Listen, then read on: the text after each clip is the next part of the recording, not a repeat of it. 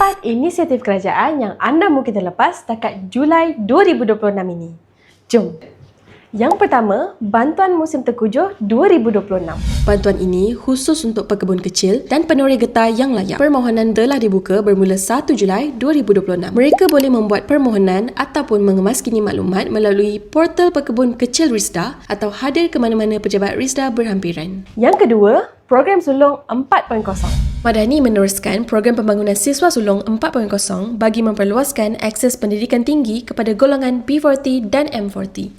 Seramai 10,000 pelajar generasi pertama daripada keluarga yang belum pernah melanjutkan pengajian ke peringkat tinggi berpeluang memasuki 20 universiti awam melalui laluan khas. Inisiatif ini turut menawarkan pengecualian yuran pengajian bagi membantu meringankan beban pelajar. Yang ketiga, Derma Siswa B40 TVET. Bagi pelajar daripada keluarga B40 yang ingin melanjutkan pengajian dalam bidang TVET, kerajaan menyediakan Derma Siswa B40 TVET. Penajaan ini meliputi yuran pengajian dan juga allowance wang saku untuk pengajian di Universiti Teknikal Malaysia, Politeknik Malaysia dan College Community.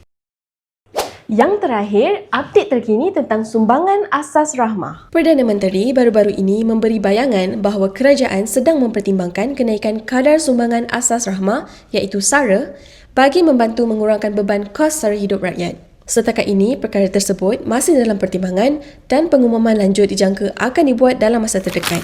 Itulah antara inisiatif dan perkembangan Madani setakat Julai 2026.